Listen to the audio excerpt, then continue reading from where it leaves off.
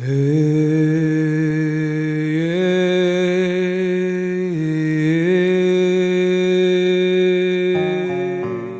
devastation unleashed by last season's hurricanes still scar large areas of the southern U.S. As the first anniversary of Katrina passes and cleanup efforts still continue, 2006 saw a new group joining the Army of Workers, a group of volunteers from around the world whose area of interest lies above the rubble to the canopies of the trees still standing. We are here to reduce hazards and manage risks associated with the storm, retain the existing trees as much as we can, but not at all costs. If they're a hazard, then we need to know that.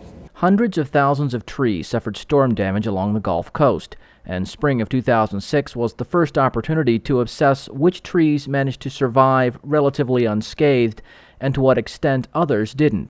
There are two distinct kinds of tree damage that we're dealing with, particularly here in City Park, where we had both the wind damage, traditional hurricane damage, and then the other distinct type of damage is from the flooding that resulted with the salt water sitting on these trees for 4 to 6 weeks. All of this flooded, all of this zone in here and all out to here. And it's a question that has as much to do with the pragmatics of community recovery efforts as the aesthetics of urban forestry. City Park is such a boost for these people in this area. They've lost so much. That now the park is open and certain things inside the park are open, that they're coming out and they're able to enjoy for an hour or two a life, and then they have to go back to their drudgery. The human needs, right, are very, very important, and they should come first.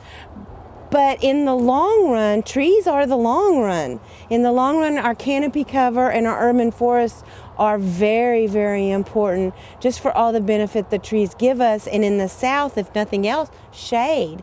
Karen Woodard of the Texas Forest Service is one of 5 volunteers to hit the ground in New Orleans, part of a second group in a continuing program that represents a partnership between the USDA Forest Service's southern region, the Mississippi Forestry Commission, the Louisiana Department of Agriculture and Forestry, and local municipalities and community groups.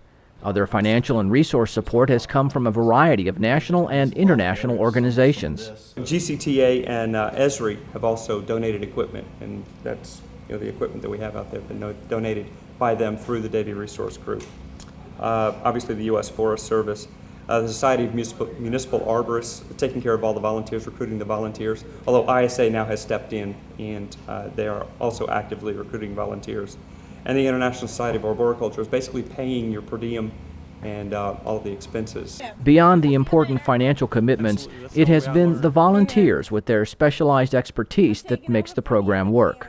The determination of the damage to the different trees needs to be done by practiced professionals so that they avoid mistakes on both ends of the spectrum. New Orleans has a rich history of ancient oak trees and a lot of other landscaping that's unique to this area. And for them to lose all of that through adverse care or through improper diagnosis, then that would be a shame to lose so much history and so much of a valuable resource they have here. Individually assessing each of the thousands of trees affected by the storms is just the first step in the urban forest recovery effort, a first step that in itself would outstrip the resources communities have to work with. It certainly eclipses our resources. When I say our, I mean either the Louisiana Department of Agriculture and Forestry or City Park or anybody. It eclipses their ability to do this. For Tom Campbell, the assessment process is vital to any recovery plan. The volunteers providing their professional expertise to a growing database cataloging work needed that, by any estimation, will be a massive effort across the Gulf Coast. Whatever the source they go to for the funding, be it FEMA or Forest Service or private donations or whatever, the fact that this is sound, unbiased data collected by professionals helps support the whole concept of this being important data, I think. We're going to do this polygon right in here up to this road. The 19th century Johnny Appleseed approach of walking every tree to be assessed is augmented by some very 21st century donated hardware. You're at the main menu. This is the main menu. Handheld data entry devices allow teams to catalog the type of tree, any damage, suggested actions, and provides a GPS location for accurate mapping. A crack all the way through this big live oak, and it goes down around this big bulge right here. So you've got all of this weight of this tree right over the road. The data from the handsets is downloaded and can be used to create a GIS overlay of the location and condition of area trees, providing a very unique database. From an intellectual, scientific point of view, it is a tremendous learning experience, and it is something that we as a community of arborists will hopefully be able to learn some important things from, not only in the biological response of the trees to this type of damage, but also the structure of how we as a nation respond to things. While New Orleans has been the most visible recovery effort, damage stretches across the Gulf Coast region. Initial plans were to start east and move west. This started in Biloxi, Mississippi, and that's where we developed this protocol for this particular storm. And we spent a lot of time in Biloxi and Ocean Springs, and we were frankly hoping to get a lot more communities in South Mississippi involved. But after touring the area, they're not ready. They are still digging out. So then the project migrated to Louisiana, and we were always in contact with Louisiana. We knew that we would be coming this way.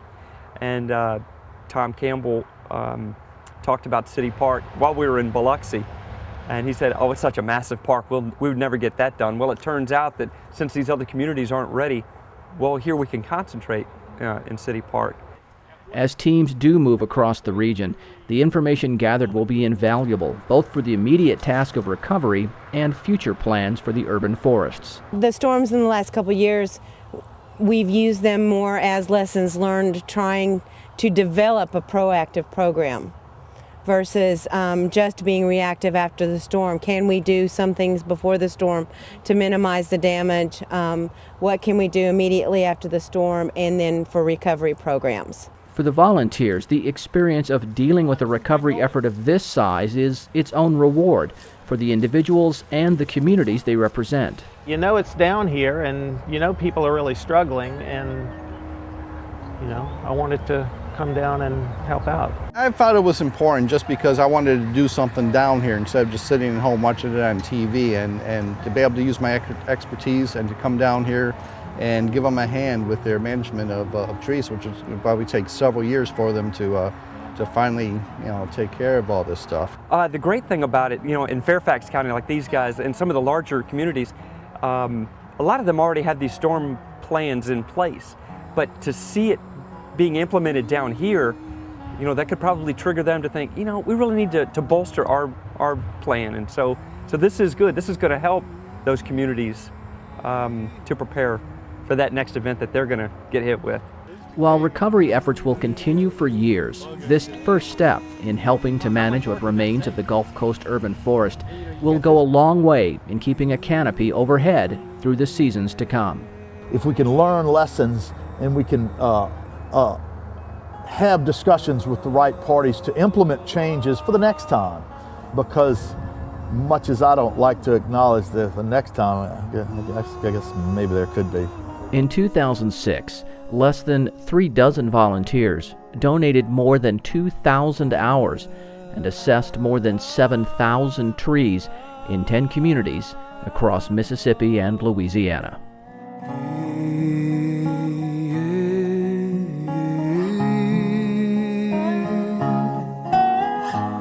Yeah.